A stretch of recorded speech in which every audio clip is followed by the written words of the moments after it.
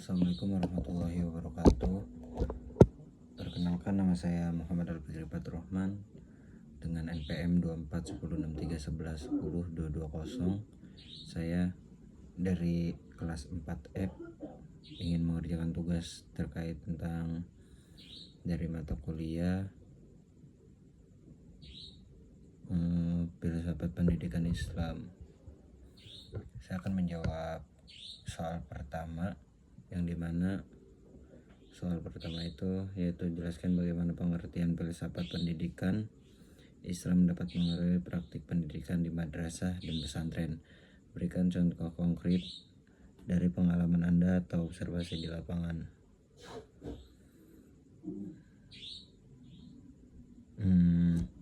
Sebenarnya kalau misalkan dilihat dari pengalaman saya pribadi dan sepembelajaran saya, jika salah, filsafat pendidikan Islam ini dapat mempengaruhi praktik pendidikan di madrasah dan pesantren ketika itu benar-benar diterapkan. Contohnya kita memakai filsafat Islam yang ada di Indonesia, yang itu sebagai yang kita tahu kita harus kita harus mengamalkan itu gitu, mengasih tahu bahwasannya di ajaran filsafat Islam tuh ada ini gitu.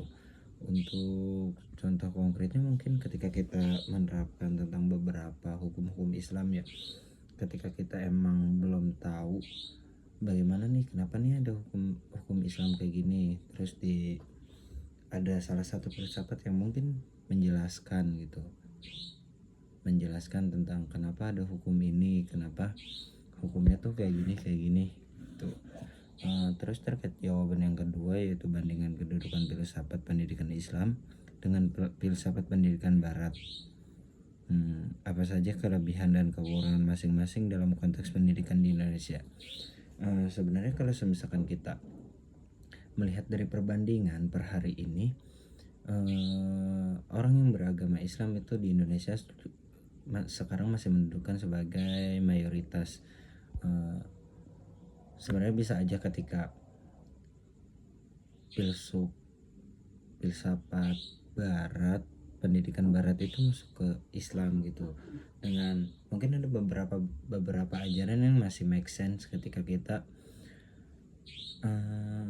pelajari kita sebagai umat Islam. Tetapi emang ada beberapa ajaran yang khususnya di pendidikan Barat aja dan kita tidak bisa pakai ketika kita di Islam. Mungkin perbedaannya yaitu dengan cara pola pikir yang berbeda, dengan cara penemuan yang berbeda, dan lain-lainnya.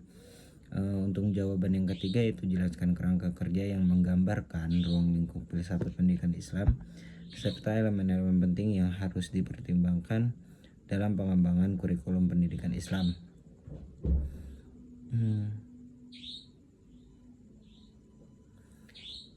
Kerangka kerja yang menggambarkan ruang lingkup filsafat pendidikan Islam yaitu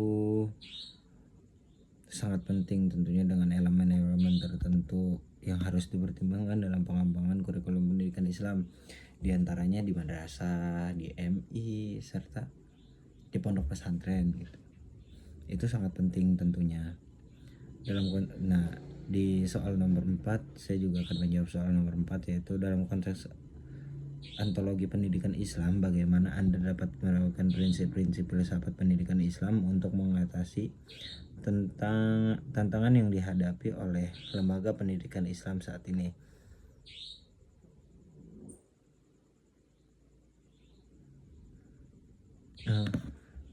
Yang seperti kita ketahui juga bahwasannya dalam lembaga Islam yang menaungi beberapa madrasah dan pondok pesantren tentunya mengalami permasalahan yang kita juga tidak tahu apa itu permasalahannya gitu, apa sih awal